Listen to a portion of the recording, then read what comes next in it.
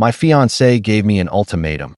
I want a $300,000 wedding or no wedding at all. I calmly replied. Then there won't be one. I'm not putting myself in lifelong debt. I canceled the venue, got a full refund, and 72 hours later, her mom called me, practically begging me to reconsider. Some background first, because this whole situation has been escalating for months, and it all began in January when my former fiancée, Rachel, who is 29, and I, a 32-year-old male, split. We had been together for 4 years. I genuinely believed we were content, and that we shared the same vision for our lives, our future, everything. I work as a project manager for a construction company, earning a good salary. I'm financially responsible, with a clear 5-year plan encompassing a house, children, a life. I thought Rachel was an integral part of that plan. The proposal was flawless. She cried, I cried, and everyone was overjoyed. We began planning the wedding approximately 3 months ago. I had saved diligently and had about $50,000 specifically allocated for this. I anticipated that, with contributions from her parents, we could host a truly beautiful, memorable wedding for around 60 to 70 guests without anyone incurring debt. That was my initial error, assuming we inhabited the same reality. Last Saturday, we sat down to finalize the budget. I had my spreadsheet open, detailing my savings and projecting costs. She was quiet, unusually quiet. Then she slid a binder across the table. It was thick, filled with magazine clippings, fabric swatches, and printouts from high-end wedding blogs. What's this? I inquired. This is the vision, she stated, her voice somewhat dreamy. Mom and I have been working on it. I flipped through it. The venues were literally castles. The floral arrangements looked like they belonged in the lobby of a 5-star hotel. The dresses, plural, were couture. I didn't even want to estimate the price of the catering. I chuckled. This is amazing, babe. A girl can dream, right? Now let's look at what we can actually. No, she interrupted, her eyes hardened. This isn't a dream. This is the wedding I deserve. My stomach plummeted. Rachel, this is hundreds of thousands of dollars. 300,000. To be more accurate, she said without blinking. That's the baseline. I just stared at her. I thought it was a joke, a test. I waited for her to laugh, to say, gotcha. But she just sat there, looking at me expectantly. Where would that money come from? I finally managed to say, I have 50,000 saved. That's everything I have for this. I'm not taking out a second mortgage on a house I don't even own. Yet. Well, she said, sighing as if I were a particularly dull child. You're a man. You figure it out. Get a loan.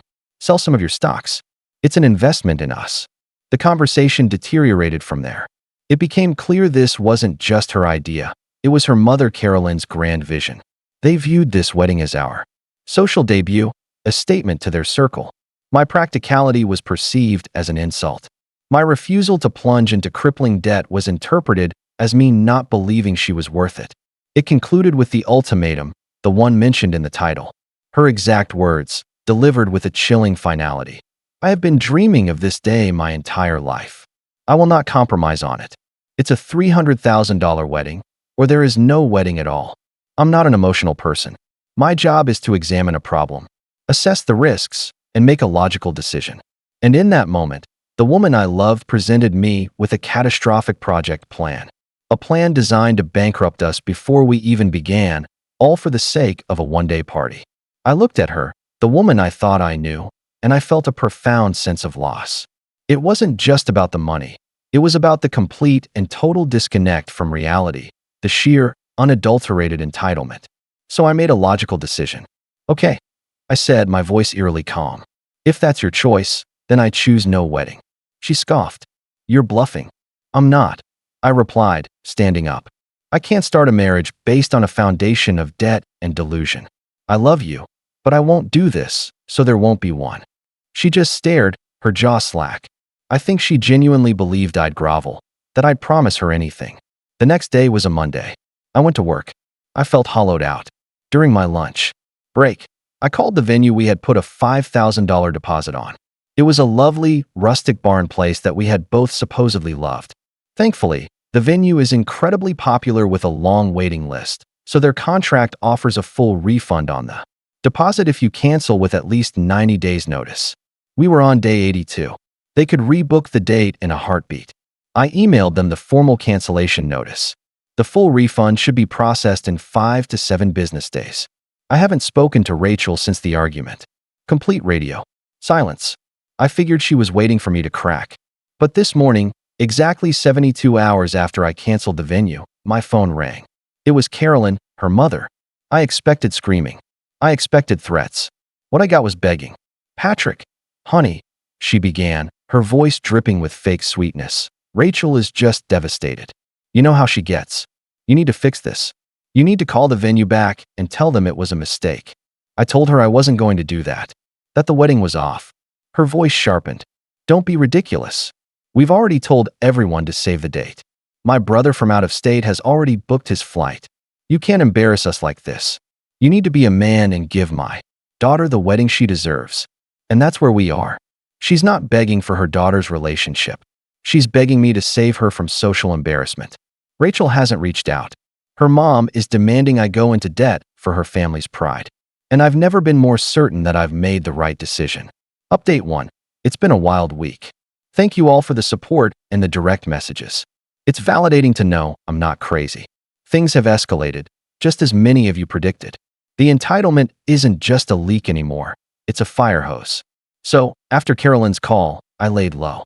I blocked her number but kept Rachel unblocked, hoping she'd come to her senses and we could at least have a mature conversation about ending things. That was naive. On Wednesday, I received a flurry of texts from Rachel. Not apologies, not questions, but demands. It was a bulleted list. The ring, she wants it, which is fair. It's a conditional gift. I've already arranged to have it picked up by a courier. Financial reimbursement. She demanded $5,000 for the emotional labor and time she put into planning the non-existent $300,000 wedding.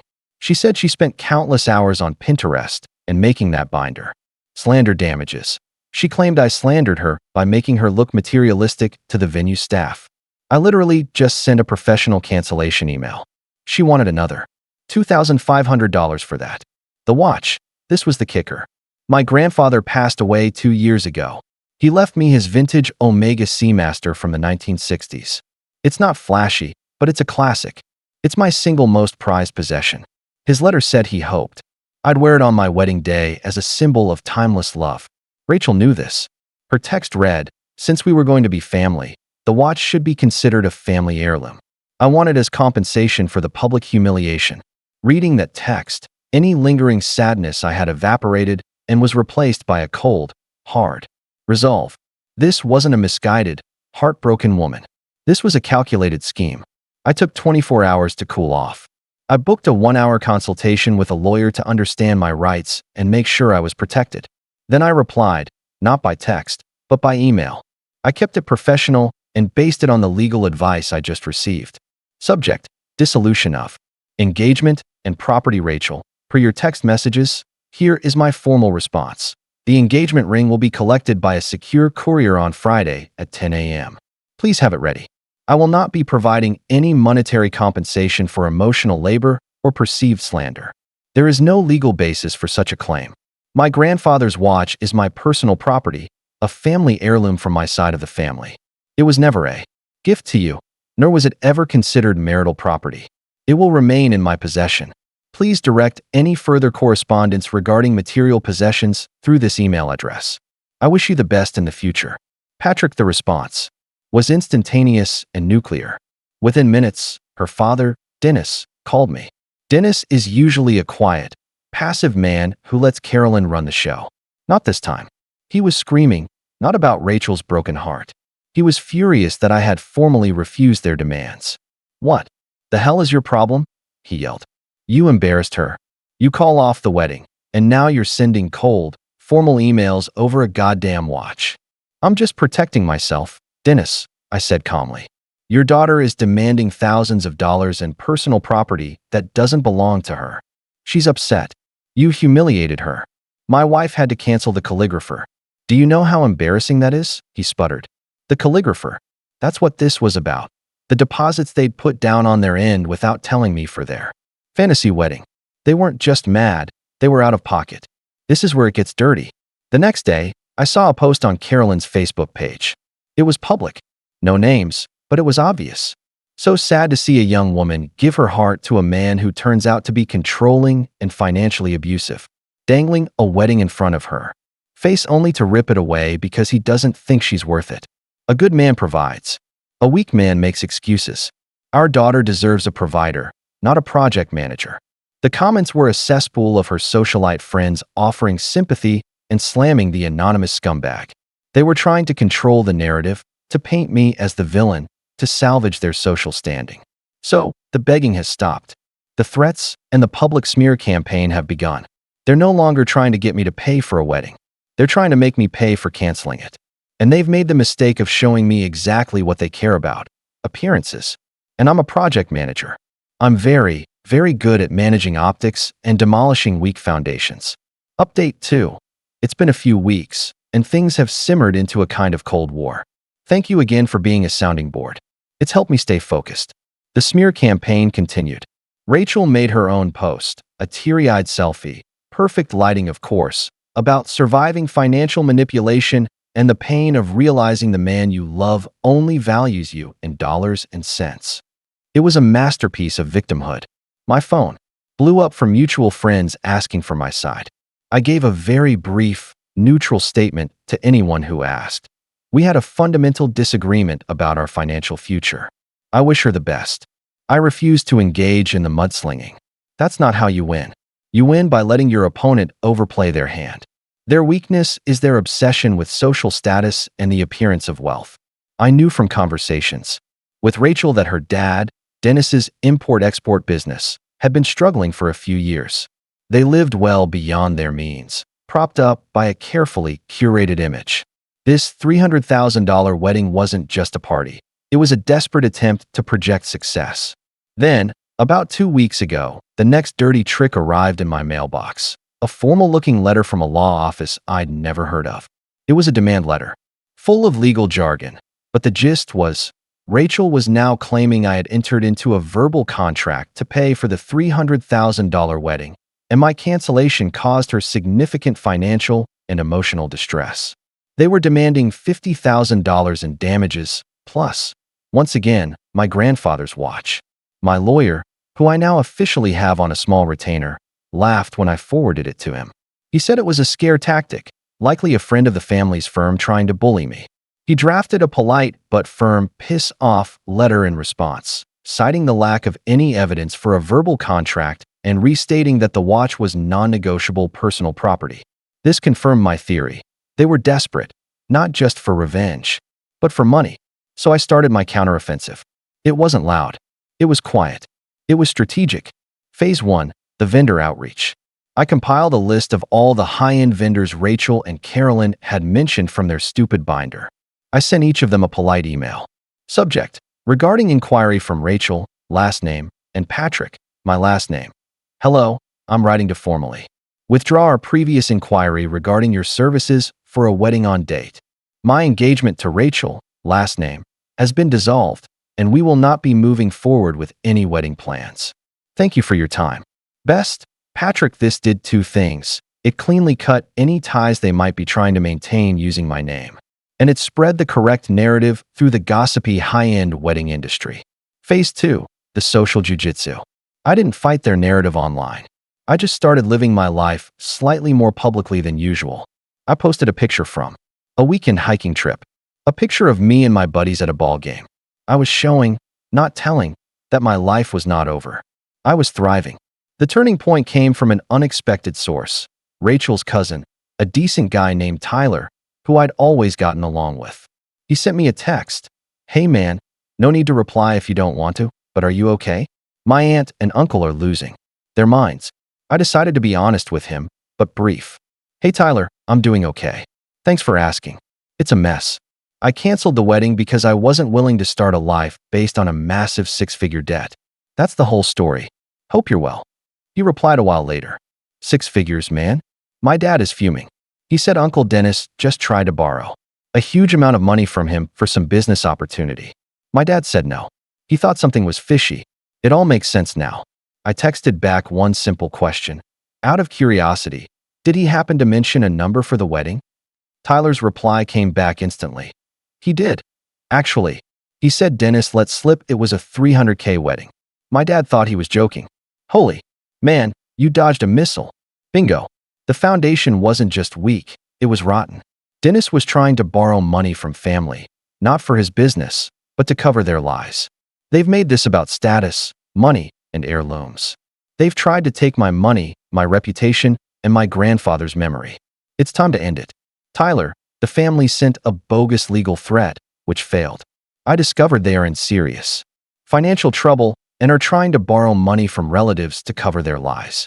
They've built their entire world on a house of cards. I'm about to remove the bottom card. Final update. Hello everyone. This will be my final post on this matter. The project is complete. The demolition is over. After my last update, I knew I had to do something decisive. Something that would end the harassment, clear my name, and use their own values against them. They tried to steal my most precious heirloom, so I decided to make it the centerpiece of my final move. I waited a week. I let the silence sit. I knew that behind the scenes, their world was getting frantic. Dennis being denied the loan from his brother was a major blow. Then I executed the final phase. It was a single Instagram post. I have a modest following, friends, family, colleagues, but I knew their entire social circle watched my profile like hawks. I was going to give them a cannonball. I took a high-quality photo of my grandfather's Omega. I set it on a piece of dark, polished wood, the light catching the aged steel and the warm patina on the dial. It looked elegant, timeless, and dignified. Then I wrote the caption. Every word was chosen with surgical precision. Some things are measured in moments, not money. This was my grandfather's watch. He gave it to me hoping I'd wear it on my wedding day, seeing it as a symbol of a partnership built on love, trust, and mutual respect. While my recent engagement has ended, I want to honor the legacy of what this watch truly represents.